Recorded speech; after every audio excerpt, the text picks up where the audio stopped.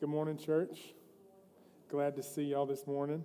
We're going to be glad to see you. Hey, we're going to be in Genesis again. Today we're going to be in chapter 27, but we're going to just start just a little bit before 27. So if you would, go ahead and turn your attention there.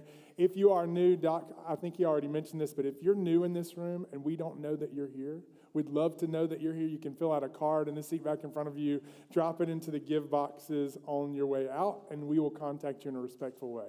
Now, if you haven't been here for many weeks, or if this is your first time here, we have been going through a sermon series on the patriarchs called Fathers. So we're looking at their lives, the story of faith, how God has made promises to Abraham, and then how they're unfolding through these first generations of faith.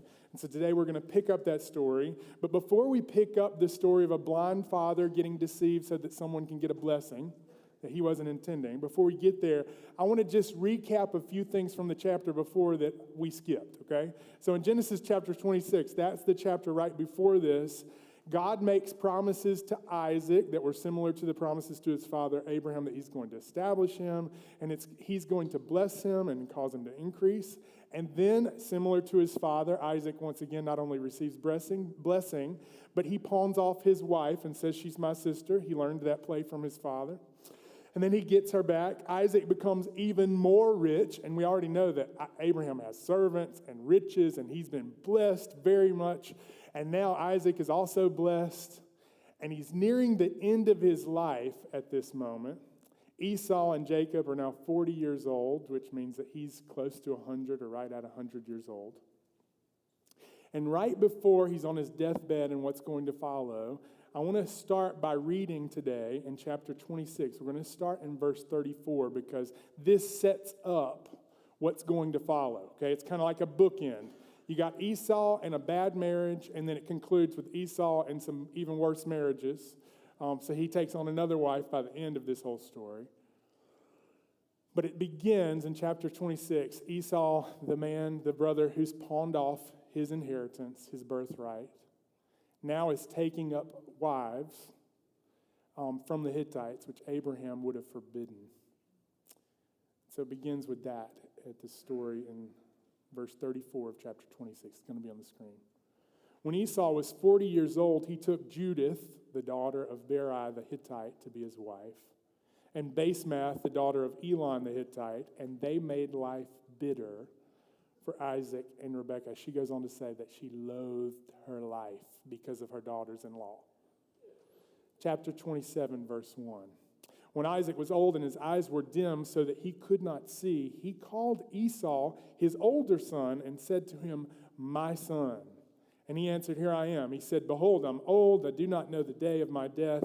Now then, take your weapons, your quiver, your bow, and go out to the field and hunt game for me and prepare for me delicious food, such as I love, and bring it to me that I may eat, that my soul may bless you before I die." Now Rebekah was listening when Isaac spoke to his son Esau. So when Esau went to the field to hunt for game and bring it, Rebekah said to her son Jacob, "I heard your father speak to your brother Esau, bring me game and prepare it for me delicious food, that I may eat it and bless you before the Lord before I die. Now therefore, my son, obey my voice as I command you. Go to the flock, bring me 2 young goats, so that I may prepare from them delicious food for your father, such as he loves. And you shall bring it to your father to eat, so that he may bless you before he dies." But Jacob said to Rebekah his mother, "Behold, my brother Esau is a hairy man, and I am a smooth man.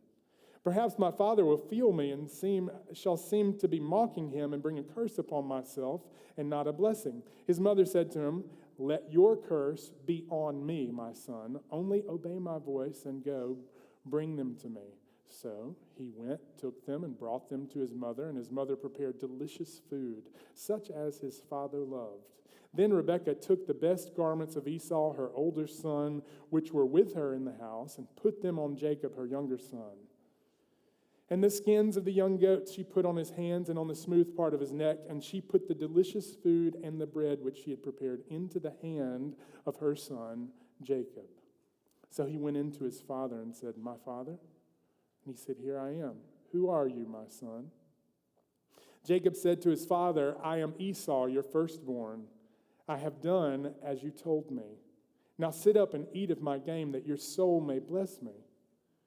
But Isaac said to his son, "How is it that you have found it so quickly, my son?" He answered, "Because the Lord your God granted me success." Then Isaac said to Rebekah, "Come near, please come near." Isaac said to Jacob, "Please come near, that I may feel you, my son, to know whether you're really my son Esau or not." So Jacob went near to Isaac, his father, who felt him and said, "The voice of Jacob's is Jacob's voice, but the hands are the hands of Esau." He did not recognize him because his hands were hairy like his brother Esau's hands, so he blessed him. He said, "Are you really my son Esau?" He answered, "I am." Then he said, "Bring it near to me, that I may eat of my son's game and bless you." And so he brought it near to him, and he ate it, and he brought him wine, and he drank. Then his father Isaac said to him, "Come near and kiss me, my son." So he came near and kissed him. And Isaac smelled the smell of his garments and blessed him and said, "See, the smell of my son is as the smell of a field that the Lord has blessed." Then he speaks this blessing. "May God give you the dew of heaven and of the fatness of earth, the plenty of grain and wine. Let peoples serve you and nations bow down to you. Be Lord over your brothers. And may your mother's sons bow down to you. Cursed be everyone who curses you, and blessed be everyone who blesses you." As soon as Isaac had finished the blessing, when Jacob had scarcely gone out from the presence of Isaac his father, Esau, his brother, came in from his hunting. He also prepared delicious food and brought it to his father, and he said to his father, "Let my father arise and eat of his son's game, that you may bless me." His father Isaac said to him, "Who are you?" He said, "I am your son, your firstborn, Esau." Then Isaac trembled very violently and said, "Who was it then that hunted game and brought it to me, and then I ate it all before you came, and I have blessed him? Yes, and he shall be blessed." As soon as Esau heard the words of his father, he cried out with an exceedingly great and bitter cry and said to his father, "Bless me, even me also, O my father." But he said, "Your brother came deceitfully, and he has taken away your blessing." Esau said, "Is he not rightly named Jacob? For he's cheated me these 2 times. He took away my birthright, and behold, now he's taken away my blessing." Then he said, "Have you not reserved a blessing for me?" Isaac answered and said to Esau, "Behold, I've made him lord over you, and all his brothers I've given to him for servants. With grain and wine I've sustained him. What then shall I do for you, my son?" Esau said to his father, "Have you but one blessing, my father? Bless me, even me also, my father." And Esau lifted up his voice and wept.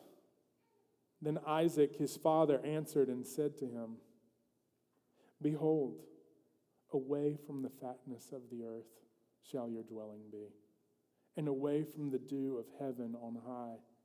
By your sword you shall live, and you shall serve your brother. But when you grow restless, you shall break his yoke from your neck."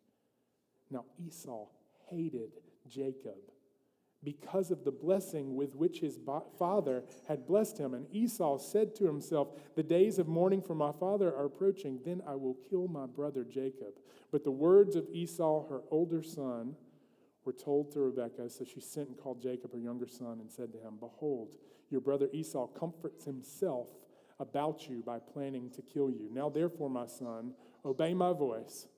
Arise and flee to Laban, my brother in Haran, and stay with him for a while until your brother's fury turns away, until your brother's anger turns away from you, and he forgets what you have done to him. Then I will send and bring you from there. Why should I be bereft of you both in one day?" Then Rebekah said to Isaac, "I loathe my life because of the Hittite women like these, one of the women of the land. What good will my life be to me?" Take a deep breath in. This is the word of the Lord. Thanks be to God. Would you pray with me sincerely as we seek to receive this long story? Lord, I pray today that your Spirit would come both to convict and confront us. In all of this dysfunction, somehow your promise would be unfolded through the likes of these. So I pray that those that are in this room that fear that maybe they've sinned too far, they've sinned away their day of grace, that somehow they would be comforted. For those that come into this room deceitfully hoping to impress you or some other person by some act that they would take on themselves, I pray that you would crush that pride and that you'd bring us humbly before you so that we too might receive a blessing from your hand, our great Father. And I pray this in the name of Jesus. Amen. Those of you who are only children have been spared one question that most siblings, if they're honest, have asked themselves. The question is this: who is my parents' favorite kid? Who is it? What child from my own family will receive the greatest attention or the greatest blessing? Because families tend to have some affinity with each other, some partnerships that happen where there's a child that resembles one of the parents a little more than the other or doesn't and therefore receives more favor. Or some parent has greater aspirations for one kid. They look at their group of children and they say, hey, this kid's going places. These others, maybe they can, hang out. Some ambition that they hold out for this one kid, maybe more so than the rest. And for those of you who have siblings, you know what it's like to wrestle with that question, to wonder, what place do I have in this family? Now, for us, we don't put a whole lot of stock in words the way that they did back then. Maybe the one comparison I would have is some last will and testament when you open up the envelope. Any of you ever been there before when you opened up the last will and testament of someone and you're so curious, you're on the edge of their seat, wondering who's actually going to be blessed? In this time, they didn't have documents like this, but words matter. They mattered much more so during this period of time, and this is this common family trope that gets played out here. There's a physical blindness that Isaac has in this moment, and then we see that he's blind in more than one way, not just with his senses, but he's blind by his own ambitions and affections for one son over the other. Rebekah's blind. And you got to wonder in a story like this, hey, listen, no one is without fault in this story. Everybody's messed up, okay? All four of the family characters contributed their own portion of the family dysfunction here, okay? All of them are kind of bringing it to the table. They couldn't necessarily lay blame on one more than the other because all of them are sinful. And you got to wonder, how can God possibly bless this kind of family? Have you ever looked at other families and wonder like, oh man, there's just no way we could ever measure up? A few years ago, I'd gone home for the holidays and like we were singing around. This is not like something we typically do, but someone had gotten out a guitar and we're singing some worship song. My brother-in-law records it. He posts it on social media. And I remember the next week somebody coming up to me and just saying like, wow, your family just must be amazing. They must just sit around and sing worship songs all day long. It must just be incredible to be in a family like yours. And I just laughed. Really is. It's incredible. It's incredible. But like all families, there's no one in the family without sin. There's not one single one, all contributing to the dysfunction. And in this picture, in this story, you see this kind of beautiful picture of brokenness fitting together. Not so that you would look at this family and say, look what an amazing family that God would bless. But to look at the puzzle of how God's grace would be distributed through such a mess like this.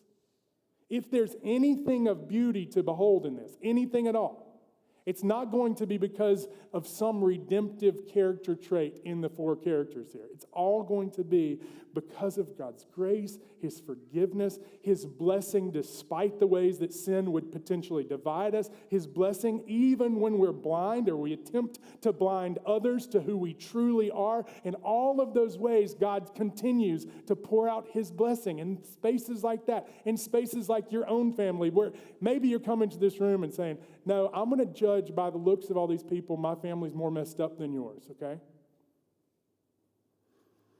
The families that God has chosen to use are typically kind of messed up like this, okay? And here's how I know that. There's none of us that escape it. jealousy, pride, deceptions, blindness. And here's the big idea from this passage. There's a lot of things to teach on, but the big thing is this. God's promises unfold amidst the sinful blindness, appetites, affinity, ambitions. That's how it unfolds in this story. There's no one without sin. And we're going to go through this passage in 4 parts, okay? Isaac's blindness, Rebekah's scheme, Jacob's deception, Esau's bitterness. And we're going to fly through those so that we can potentially look at the blessing of Christ. And for those that have not seen it, that you would behold it, that's my prayer. Look, if you're wondering what's this guy standing up here for, the reason I'm standing here today is the hope that possibly we would get a taste of God's blessing to everyone who would believe, and that we would relish it. We would worship him because of it, and would be transformed because of it. That's my hope, okay? That's my hope. So let's walk through this story starting with Isaac's blindness. Now, if you were here last week, there was 2 applications, one concerning the despising of the birthright. The other one that we're revisiting today has to do with this oracle of God that he would put his favor on one son above the other. Now, I think that probably Rebekah told this story because they've played it out throughout the lives of these 2 boys. The younger brother is going to come to have a place of prominence in God's story and the promise that's being unfolded. And then the older brother, Esau, who's already demonstrated that his own appetites are stronger than his aspirations for God's blessing, has given up the birthright in order to take a meal. Blinded by his appetites in this moment, he traded his birthright for a bowl of lentils.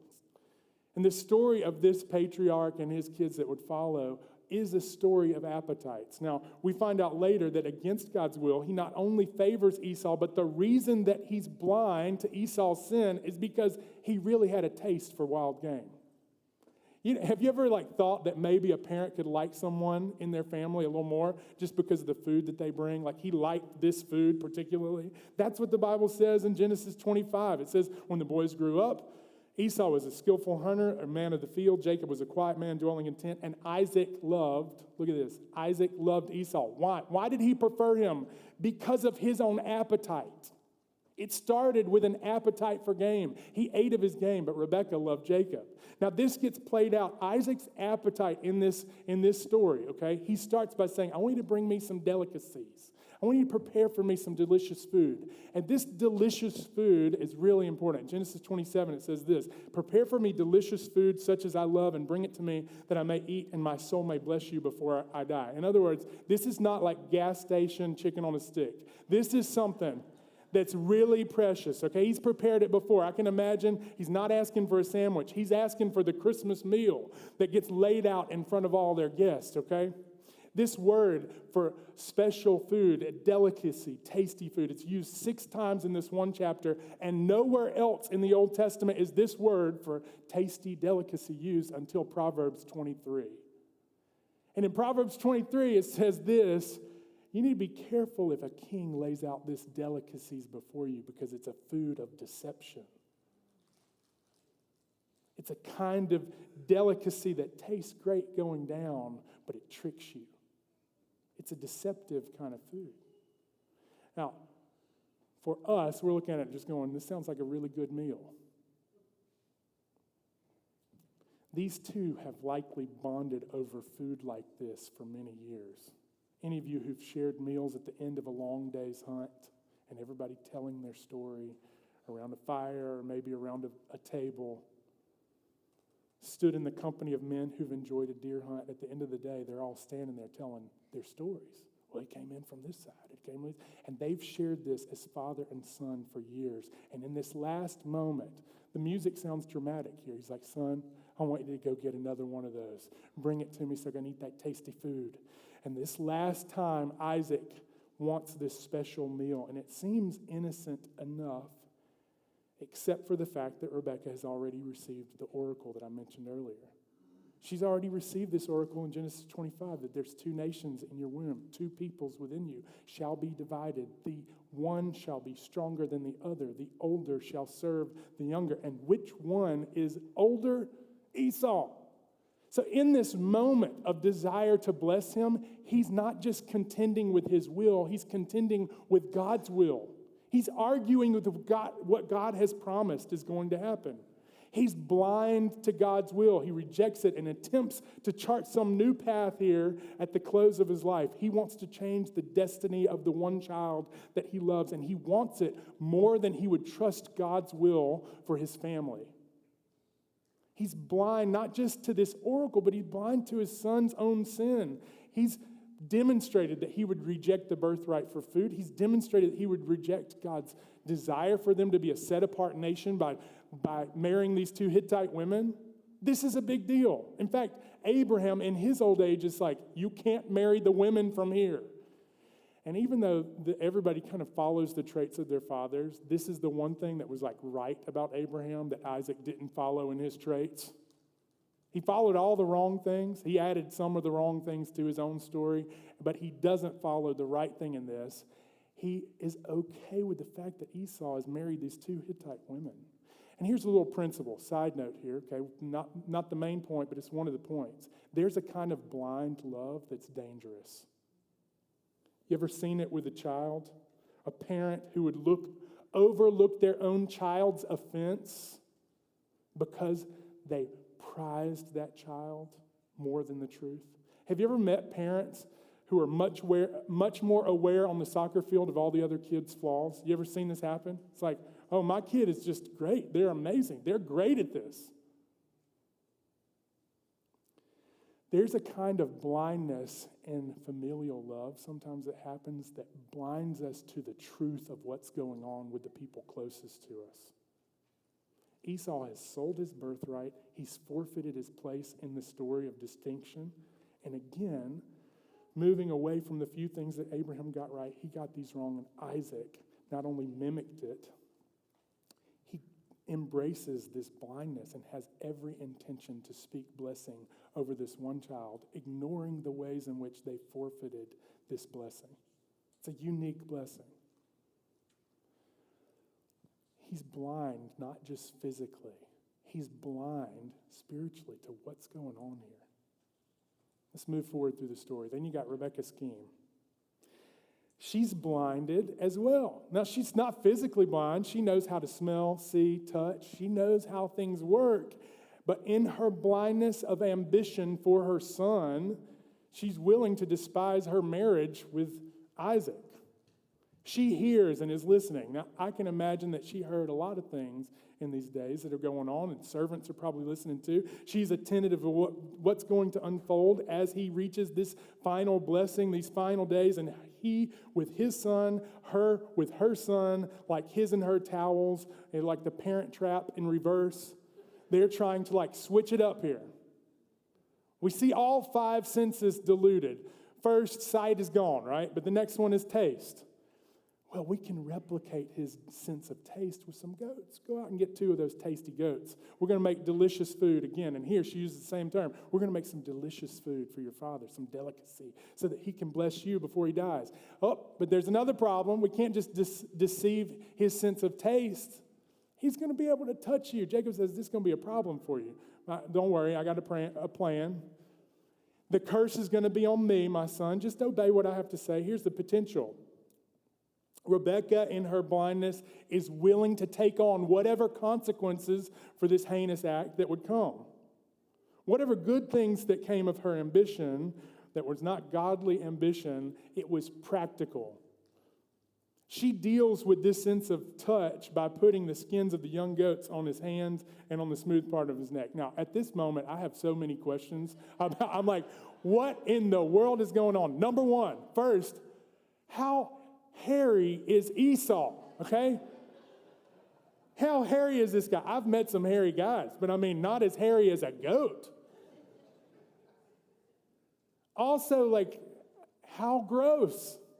Have you ever seen like a freshly skinned animal and it's like being tied to his neck and his hands?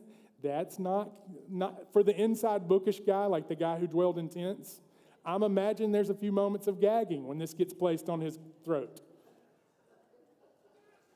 Also, like, I don't think it's like Downton Abbey, but it's already said a couple times there's a lot of servants. So I'm just imagining there's like some conversations in the wings saying, oh, y'all got to come over here. You got to see what's going down in this house. The servants are talking among themselves. And then there's this sense of time.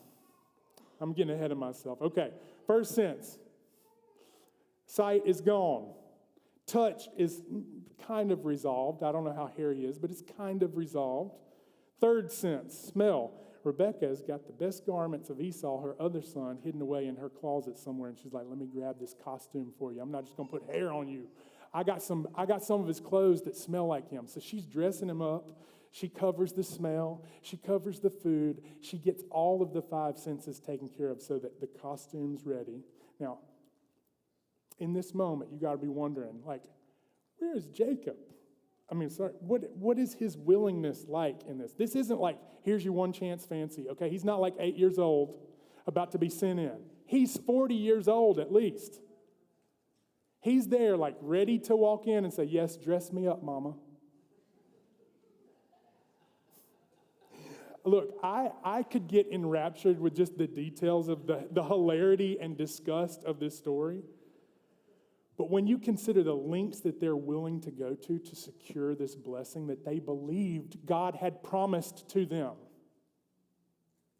Here's another little side note, little principle for you. There's a lot of people who are not sure if God is able to secure his promises and think he needs a little bit of help. There's this delusion that if we know what God's will is, we can do it in our own way, and it's delusional. It's a deception. To withhold information or to manipulate someone or give false information so that you can secure what you think that God is doing. Like this is not in my notes. This is the name it and claim it movement. Where people would say, hey, there's a future coming when God makes all things new. And because we don't experience it now, we're going to do things to manipulate people so that we can secure things that we've been promised in the here and now. That was off the notes. Sorry. Righteousness invites us to bring things into the light, clearly trusting that God will bring about his purposes and his plan in his way. There's a kind of pragmatism where we would consider, hey, I think I know what God wants in this situation, and so I'm going to secure it by whatever means. And here's what it makes you, a liar and a cheat. Over and over and over again. So Jacob's deception, moving on. He lies a few times. Look, I've counted it up. I wrote down all the 10 commandments. All but 2 of them pretty much are broken in this whole synopsis, okay? He lies several times here. Verse 19, I am Esau, your firstborn. Verse 20, how did you get to this game so quickly? And then he breaks another commandment. I've done it with the help of God. Now, you have to God has blessed me in this endeavor. So he's not only lying to his dad, he's taking on the Lord's name in vain, which is something that we in the South need to know what that means. It doesn't just mean that you say his name frivolously. It does mean that, disrespectfully. You don't use the Lord's name in a way that would cause some vanity to yourself or to him. You don't insult his name by throwing it around, but it's not that, okay? He takes on the name of the Lord in a way that's careless, with no regard for what it means. That's what happens in the South all the time when people claim the name of Christ because it serves them. That's what it means. That's what the culture of Christianity can kind of produce. A side note of it is that we would pretend to be something we're not in order to gain something that we don't have. That we would take on and use God's name to get something we want is the essence of taking on his name in vain. Or to use God's name manipulatively, to gain something. Look, be aware. Politicians use this. Be aware. They will use the name of Christ in some way that's manipulative to you to get what they want. God is not a slave to you. He will not be used by you. He's the king of creation. He's over everything. He's not something you can add as an addendum to your resume so that you look good before others. Be careful about this.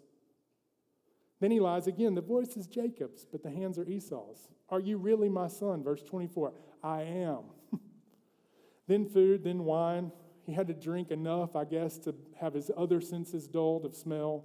The last thing, he brings him in close. He smells Esau's smell, and then Isaac says, okay, you smell like the field. Esau, not only hairy, but smelly, okay? And Isaac gives his blessing. Look at this. See the smell of my son. Is it the smell of the field that the Lord has blessed? May God give you the dew of heaven and the fatness of earth and the plenty of grain and wine. Let peoples serve you and nations bow down to you. Be Lord over your brothers, and may your mother's son bow down to you. Cursed be everyone who curses you, and blessed be everyone who blesses you. Okay, this is this potentially really sweet and tender moment. Like if we were making the Hallmark movie, we would probably want to imagine like some sweet music going on, but it's not, okay? It's beat like 120. Dun, dun, dun, dun, dun, dun. They're like driving. Everyone's in a hurry. Not Isaac. Isaac's sitting there like the officiant in The Princess Bride. Okay, he's dragging it on. Marriage. Jacob, on the other hand, is like, if he had a watch, he'd be looking at it because he's thinking like, hey, I have a limited amount of time here. Put the blessing on me. Just say it, just say it, just say it. It's rushed. If you think this is some sweet moment, it's deceptive, it's cruel, it's driving, and people are like, if the servants are there, they're like looking at each other like, what's about to happen? I think Esau's pulling up. He gives them this threefold blessing. First, the fertility of the field, that there would be dew and fatness, plenty of grain and wine. And then he gives them another blessing of political supremacy. Let the nations, let people serve you, bow down before you, be Lord over your brothers, over your mother's sons. And he moves from the exterior right into the interior, just like Jacob is moving straight up towards Isaac. He's moving from out here to getting a little closer. I'm imagining him sitting on his bed, and he's like, come in where I can smell you. And in the blessing, it does the same thing. Out there in the field, it's going to be blessed. I'm going to make you a people, a nation. Your brothers are going to serve you. Even your mother's sons are going to serve you. He draws in close. And then he gives them this reciprocal curses and blessing. Not only is he blessed, but he becomes a type of mediator of blessing to others. Those who bless you will be blessed. Those who curse you will be cursed. And he makes this promise resembling the promise of his father, Abraham, that God had given to him in Genesis 12:3. It's amazing. This blessing gets placed on the son, Jacob, and God has given him this blessing through Isaac. Now, here's the shocking part. In this moment, Isaac, deceived as he is still acting in faith. We find that out in Hebrews 11. By faith, Isaac invoked future blessings on Jacob and Esau. Even though he's confused about who's in front of him, he believed something in this moment. He places his hand on him and says, I can imagine this future where God pours out this kind of blessing for you. And by faith, he pours it out, not just on him, but also on Esau, which is interesting. This moment is really important. He's believing that God would work out the things through this prophetic blessing. He's going to work it out. And then Jacob gets out quick. Look at the next verse. Verse 30. As soon as Isaac had finished blessing Jacob, when Jacob had scarcely gone from the presence of Isaac his father, Esau his brother shows up from his hunting. Can't you imagine him? Now he's preparing the delicious food, the delicacy, just like Daddy likes it. And then Esau shows up. Let's look at his bitterness. He shows up, he's hunted game, he's prepared it in the way that his father likes it, and Isaac is confused, and he says, who are you? I'm Esau, your firstborn. Here, take my food. He said, no, I just ate. I'm already full, and I'm already empty of blessing. I've already handed it out. And then comes this moment where Isaac begins to shake violently. We see the violent fall of Isaac's idol. His desire to pull against God's will is crushed in this moment. His desire to exalt the wrong son is crushed in this moment. With his appetite, his admiration, his affections, and his aspirations for this one, suddenly it becomes real to him that he's been pulling against something that was God's will this whole time. And he begins to shake violently. Isaac immediately has to put down this love for Esau that had become idolatry before the will of God. Look, do you know that if we desire the happiness of those that we love more than we desire God's will for those that we love, eventually that idol will fall? It will. Either we will surrender it or it will come tumbling down before his greatness. If you desire your child's happiness more than you desire their holiness, that is an idol. It is, and it will be taken from you, because ultimately every knee is going to bow before him and see that he's great. And in this moment, shaking with the clarity of it, this moment that he had been blind and suddenly he sees, wasn't physically, but he suddenly had sight of what was going down in front of him. Esau is weeping and crying with this bitter cry. He's shaking violently. And he says, your son has deceitfully come in and taken away your blessing. And then Esau says, don't you have another blessing? Is he not rightly named Jacob, this cheater, this heel grabber? These 2 times he's deceived me, first with the bowl of stew, and now in this moment. And in his sinful pride, Esau can only see the flaws of his brother. You know someone like this? I know this when I see it in myself. Look, all family conflicts, I already mentioned this, you all bring a little contribution to it, okay? Esau could not in this moment see his own contribution to what's happened here. All he can do is point to his brother and say, what he's done is deceitful and wrong. True or false? True. He's not concerning himself with his own appetites that have led to this moment in his life. And now Jacob blesses Esau by faith as well. It says so in Hebrews. By faith, he lays his hand on Esau and he says, away from the fatness of the earth. Can you imagine the grief in his heart when he spoke this? Away from the dew of heaven, away from the supply. Your sword you're going to live by. You're going to serve your brother, and eventually you're going to get fed up and break from the yoke from your neck.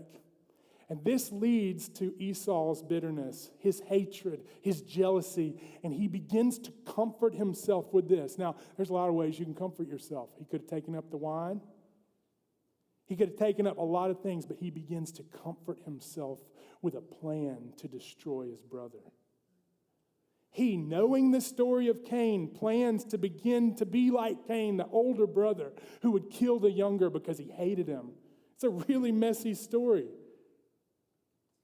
Tragic. Rebekah gets what she thinks she wants, but she's never going to live near Jacob again.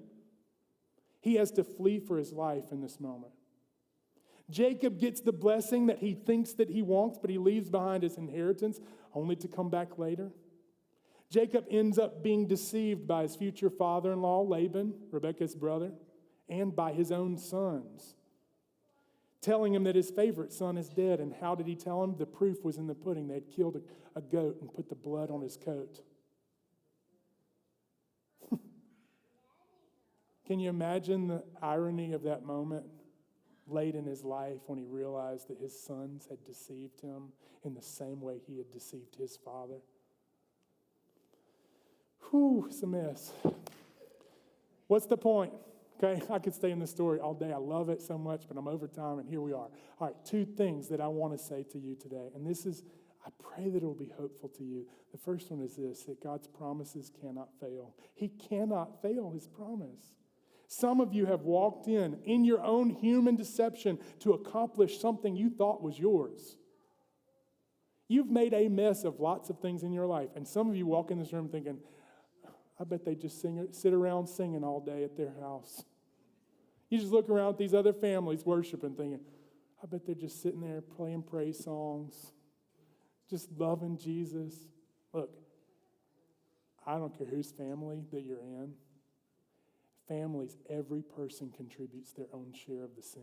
And here's the hopeful part of that. The puzzle God's putting together doesn't have perfect matching parts. It has a perfect grace that he extends to everyone who by faith would receive it.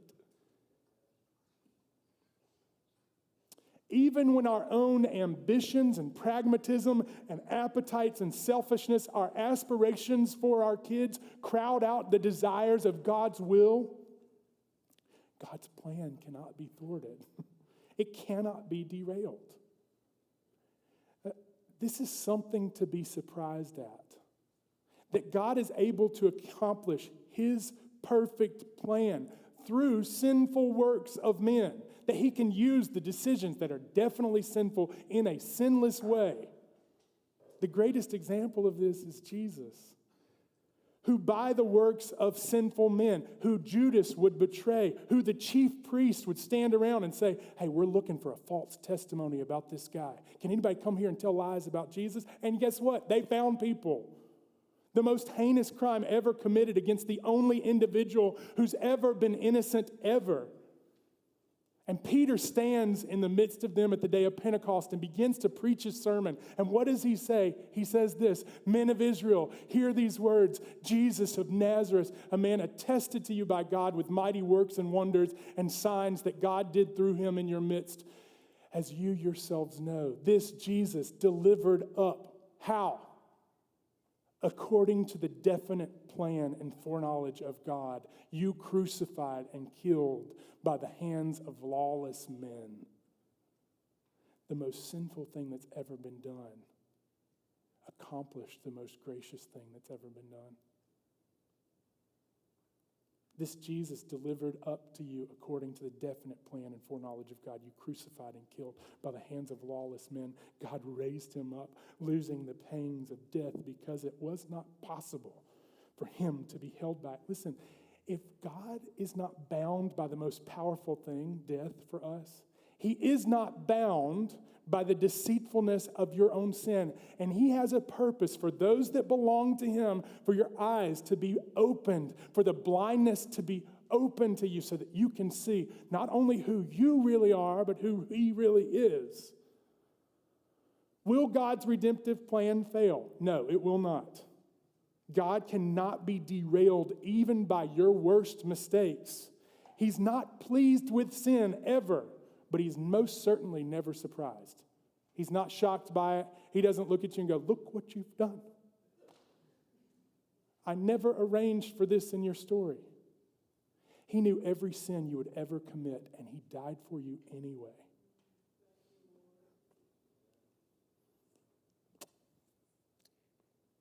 Now, some of you probably had earthly fathers that left you wondering. I think that's just part of being a child sometimes. You wonder, do I have the blessing of the Father? That question sits heavy with many of you. And I not only want us to know that God's promises can't fail, but my prayer for us today is that we'd see and receive the blessing of Christ. And here's the unique thing, okay? God's love for us is not blind. He is not deceived.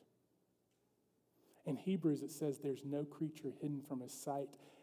All are naked and exposed to the eyes of him to whom we must give account. In other words, before God, you don't have any secrets. Like, you might be dressing things up, pretending to smell like somebody else. He's never deceived. There's not one moment that he's been tricked by your best attempts to be the best version of yourself to everyone else. He is not impressed with you. He sees you as you are, and he loves you anyway. Isaac was blessed without the father knowing who he was blessing. God has never not known who you are. And what he offers to you comes with the complete knowledge. So you cannot see and receive this if you're not willing to say, hey, I know who I am too. I'm not going to pretend to be someone I'm not. And if you can receive that kind of insight into who you are, here's the good news. God isn't stingy with some blessing towards you. It says in 1 John, see what kind of love the Father has given to us that we should be called the children of God, and so we are.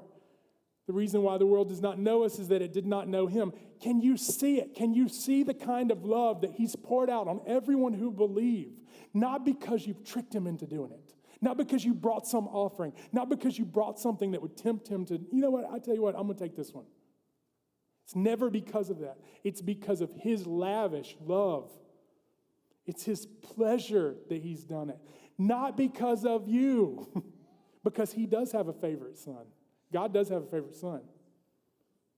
His name is Jesus, who, like Rebekah, said, let your curse be on me. Galatians says Christ redeemed us from the curse of the law by becoming a curse for us. Look, everyone here has deceived. We've connived, we've attempted, and there's no deceiving God. He sees and he knows, and he offers to take his precious, most favorite son and to take the curse that you deserve and place it on him so that we might receive the blessing of Christ. And so I conclude with this. This is true for everyone who would see it and receive it, that Christ would be made take on the curse so that we might receive his righteousness. 2 Corinthians 5 ends like this, for our sake, he made him, that's Jesus, to be sin who knew no sin, so that in him we might become the righteousness of God. So we come before him today. Scales off of our eyes, knowing who we really are, not pretending and saying, Lord, I'm not trying to act like somebody that I'm not. I'm just your kid, messed up, deceived, deceiving others. But I come in the hopes that you would put a blessing on me. So my prayer is that if you don't know Christ, if you don't know him in the way that I just described, that you would not just see it and go, that sounds great for those people, but that you would receive this blessing as well. It is the greatest blessing. Let's pray together. Lord, thank you for your word today. I pray that it would sink into the minds and hearts of your people, that we, as we continue to worship you, that we'd be able to come to these communion tables once again in spirit and in truth, honest before you, knowing our need, praying that we might partake in this blessing that ultimately is distributed through Christ. Lord, I pray that our hearts would be both confronted for the ways that we desire to go about in our own way, but also comforted that your plan cannot fail and that your blessings are ours to receive. We must come and believe, and that's it. Lord, I pray that those who are on the edge of faith would cross over and believe today. They'd receive with gratitude the gift of your blessing that you give through Christ. And I pray this in the name of Jesus. Amen.